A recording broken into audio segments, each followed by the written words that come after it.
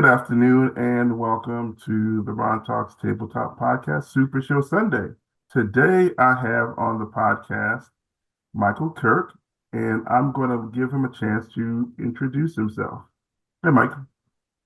Hello. For those of you who aren't familiar with me, I am the current host of the Outlaw Mudcast, the longest running, not just podcast, but Supershow show covering Supershow, covering the Legendary Fighting Federation, the oldest and longest running, predating everything on the market. I've been in the game since 2018. I've seen things come and go. I've been a champion in the past.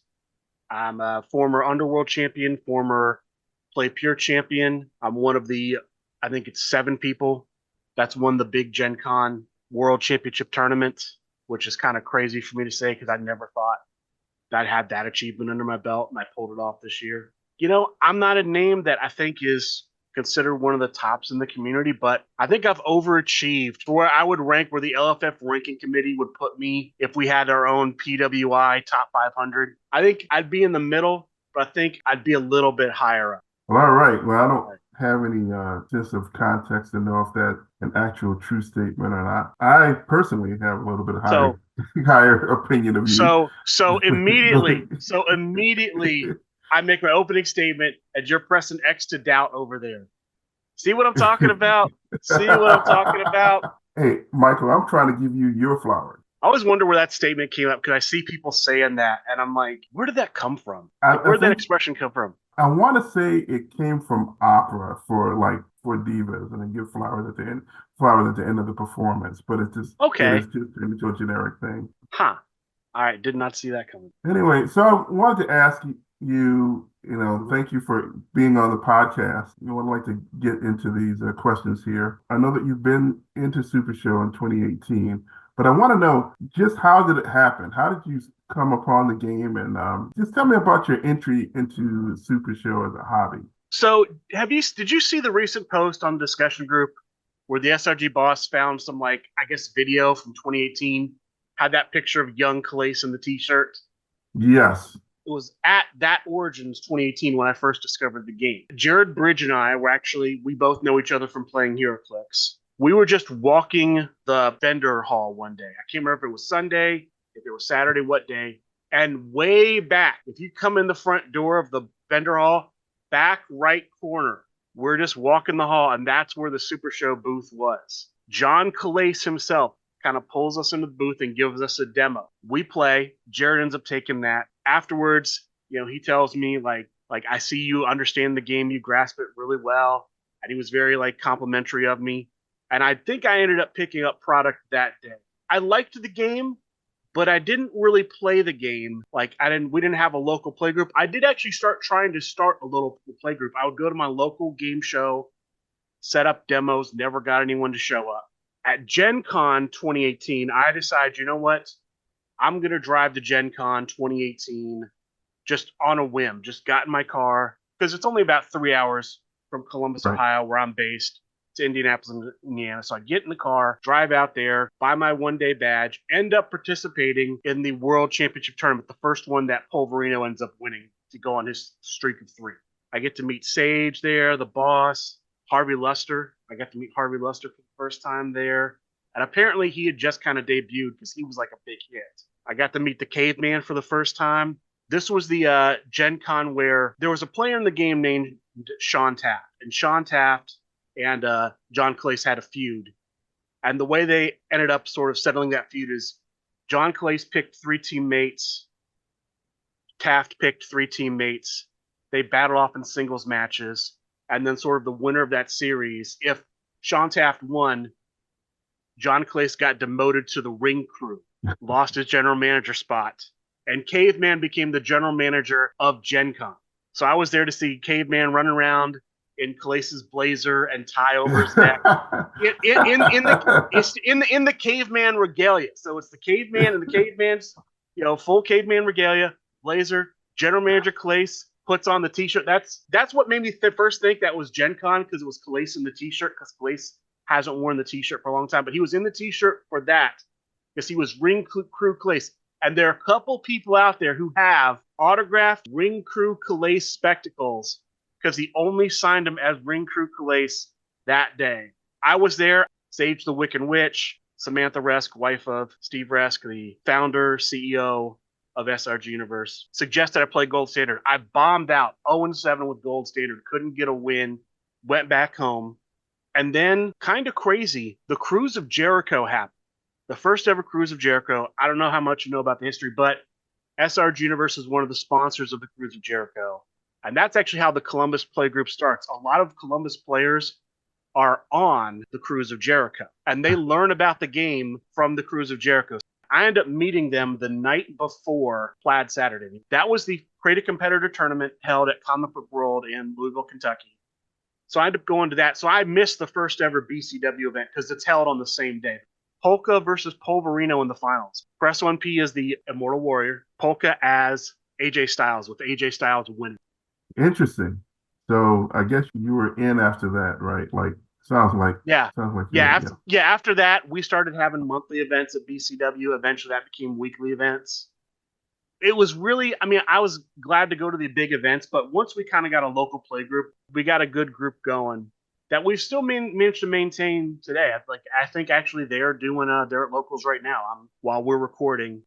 So nice. I love hearing stories like this. You've talked about some pretty fun sounding things, but I wanted to ask you, Michael. Mm-hmm. So what are some of your favorite things about the game, and what are some of your personal highlights? Some of my things I like about the game, and I think the dice mechanic is the great equalizer in the game. Mm-hmm. So I like that aspect. It's a nice blend of a card game and a role-playing game with the promos and with the competitors you can create. I think that's a unique thing for Supershow that makes it stand out from all other card games. Yep. Almost even every other game. That, I think, adds to the dimension. I think the game is a good game. I think the game is good mechanics. It's simple to learn. It's easy to understand. As you folks know, Michael is the host of the Outlaw Mudcast. And so Michael has some questions along those lines, talking about the podcast and what have you. And so sure. I wanted to know, when and why did you decide to start up the podcast? Well, so I'd always kind of been kicking around the idea of maybe doing a podcast just to see what it would be like to sort of stretch myself. But I didn't know what I wanted to do it on. And then it kind of hit me, well, I'm playing this new game. I like this new game. There really isn't anything like that out there. So here's a new game I can kind of jump on where, the space isn't so crowded. You don't want to do like the 5 billion Magic the Gathering podcast, for example. I haven't played Magic since 4th edition. So I knew if I did Super Show as a topic that, here's something I like, I enjoy playing, I enjoy talking about. So I could do a podcast on it and it would stand out in the space. It would be something, it would be basically a niche that isn't like, that's unoccupied. Okay. And so that was kind of the idea. Now, I did not expect it to go on as long as it has. Right. So your podcast basically covers news about the game and some rules commentary. Have you considered discussing Super Show strategy a little bit more? So at times in the past, we've done different things. At one point in the show, I had a partner. He liked doing like deck tech. So we did deck tech segments. I used to do competitor reviews, and I started trying to record a show where I did that, but it's too much to do a second show with another person. The more people on the show, the more editing there ends up having to be. Some of the things went away because when my partner and I stopped recording together, there were things I just didn't want to do certain things. You got into talking about the process a little bit, preparing for each episode where you record most of it. I figured that you recorded most of it prior to Sunday Night Fight. So what else do you do to prepare for each episode? Every week I take notes throughout the week on news things that come in. A lot of people who've seen me at the conventions have seen me holding the yellow notepad. I have a yellow notepad. Basically write down, match results, tournament results, stories that I think are important to talk about. And then I just kind of figure out, okay, what do I think is the big story every week? And it's different. And some weeks there's a ton of news to talk about. It feels like there's less. You provide good content, even in these slow weeks from what I've Yeah. seen.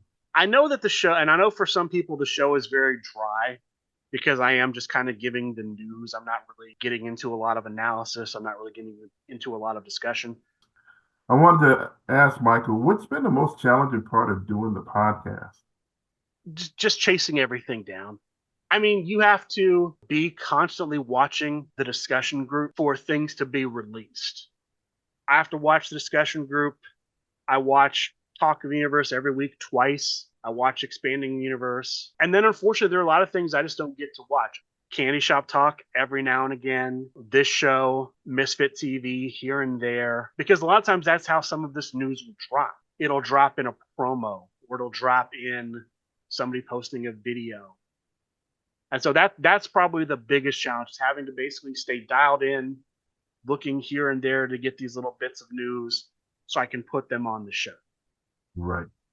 Right. And that's why I think that your podcast is valuable, because you do that, you bring it to your podcast, and then other folks that may not be as dialed in to the community, they get that news. So what's next for you in the Outlaw Mudcast?